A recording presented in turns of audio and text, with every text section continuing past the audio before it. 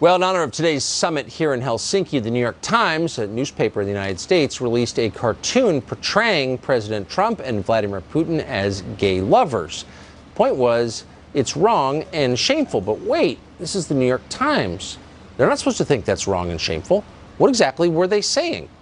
Joining us now is journalist Chadwick Moore, who we hope can sort this out for us. So they're using, Chadwick, the New York Times is using the suggestion of a gay relationship between these two as an attack on them. But you think of the New York Times as a paper that wouldn't attack people for being gay. What do you make of this? Well, of course, it can't be homophobia because it's the New York Times, right? Then they're totally exempt from something like that.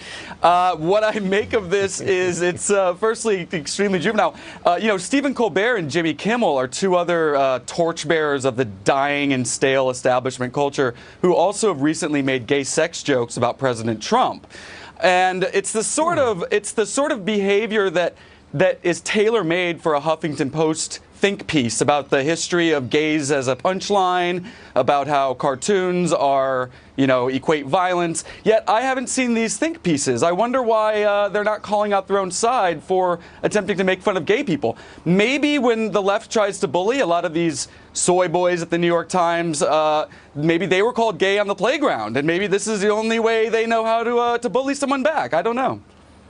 But wait a second, aren't there all these highly funded groups in Washington that exist to stop this kind of stereotyping and sexual identity-based attacks on people? Where are they? I haven't seen any statements from them today. That is a really wonderful question. There's an organization called GLAAD that was formed only to combat negative images of gay people in the media. GLAAD certainly come after me as a gay person plenty of times. I guess I'm a negative image of gay person in the media.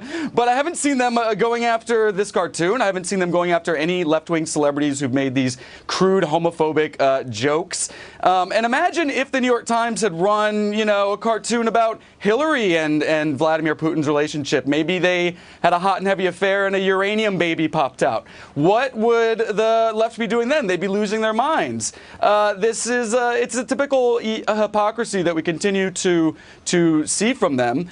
They turn a blind eye when their own side does it. It's time and time again. Gay seems to really be in the zeitgeist lately, with Joy Reid making homophobic remarks. Of course, she's immediately forgiven. Meanwhile, Vice President Pence says, supports like some money going towards therapy 20 years ago, and they still can't get over it.